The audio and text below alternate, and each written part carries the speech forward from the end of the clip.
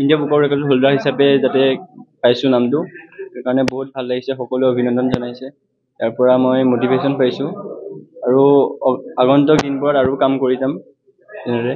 আৰু মই সৰুৰ পৰাই চিত্ৰকলাৰ লগত জড়িত, আৰু মই সকলোতকৈ বেলেগ মানে ব্যতিক্ৰমী কামবোৰ কৰি ভাল পাওঁ, কৰিব বিচাৰোঁ।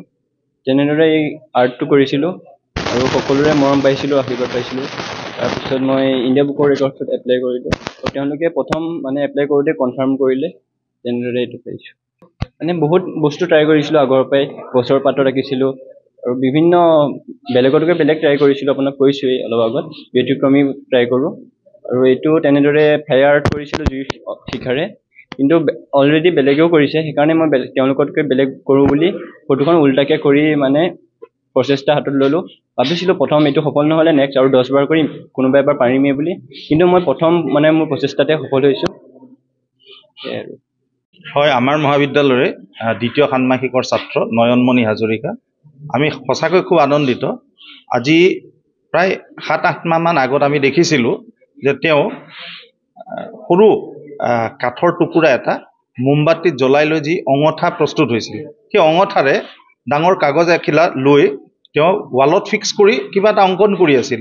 আমি ধৰিব পৰা নাছিলোঁ তেওঁ কি কৰিছে, কিন্তু দেখিলোঁ খুব কম সময়ৰ ভিতৰতে তেওঁৰ অংকনটো সম্পূৰ্ণ কৰি সেই কাগজ টুকুৰা যেতিয়া লুটিয়াই দিলে, লুটিয়াই দিওঁতে ওলোটাকৈ যেতিয়া প্ৰক্ষেপ কৰিলে, প্ৰক্ষেপ কৰোঁতে আমি দেখিলোঁ সুধাকন্ত ভূপেন হাজৰিকাৰ 4 লাখ একেই ছবি, ইমান সুন্দৰ ছবি তেওঁ অংকন কৰিলে।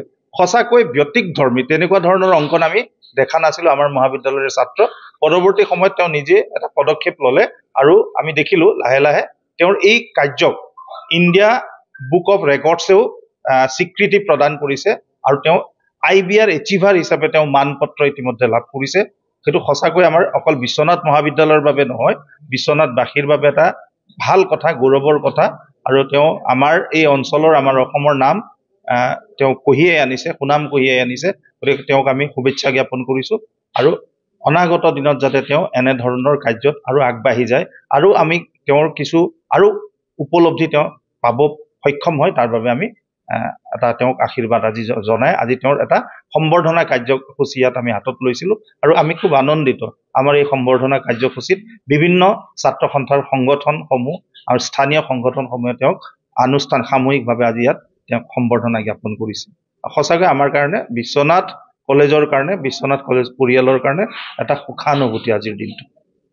Do not forget to like, share and subscribe to the Assam Tribune.